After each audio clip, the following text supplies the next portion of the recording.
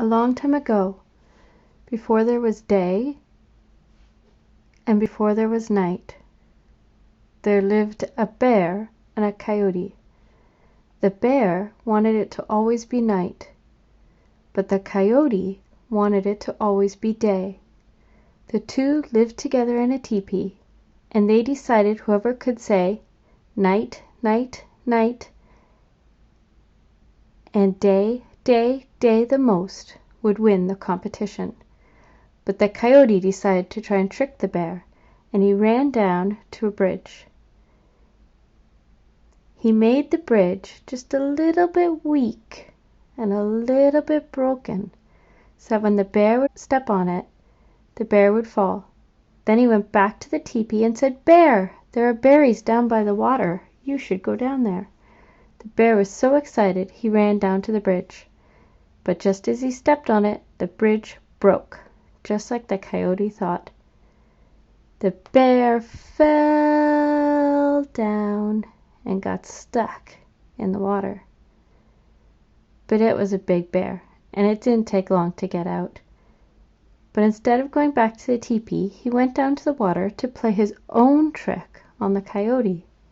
He got a pot and he boiled some water, and then he put some stinky, smelly medicine in the pot, and he took a bath in the water.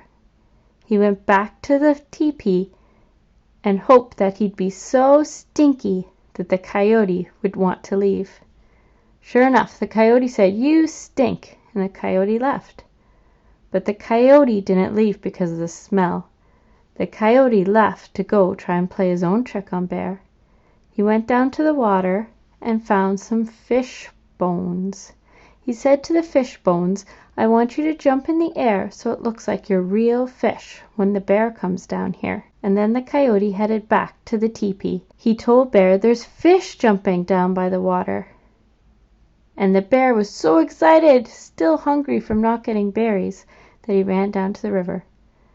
But when he saw the fish jumping, something didn't look quite right, and he saw that they were just bones, and Coyote had played a trick on him again, and Bear went running back to the teepee.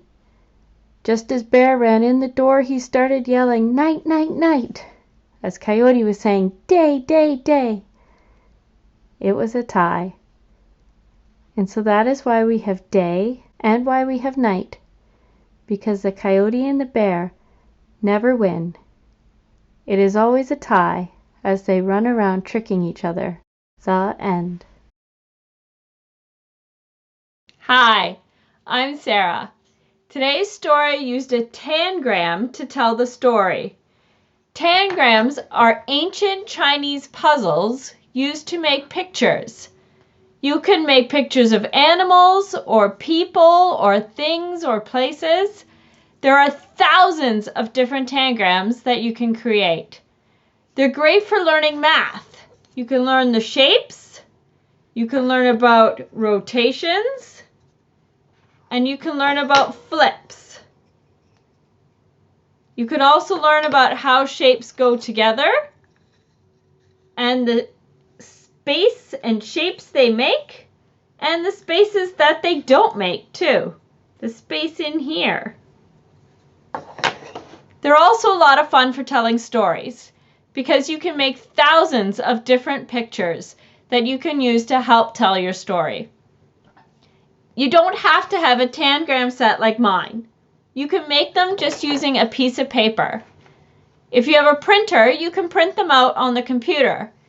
If you don't have a printer, you can use this picture right here to make one. Take a piece of paper, make a square, fold it in half to make the big triangles, and then add the small triangles and the squares and the parallelogram. An adult can help you with the shapes and the sizing to make sure they all fit. Cut it out and then you're all set.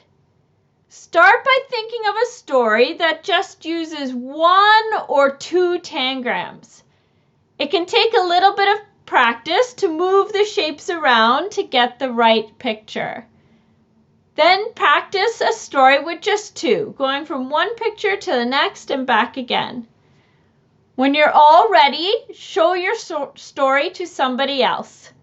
And then challenge yourself by adding a third tangram or a fourth tangram to this story or to another story.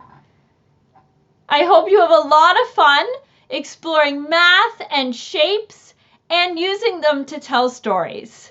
Have a great time. Bye!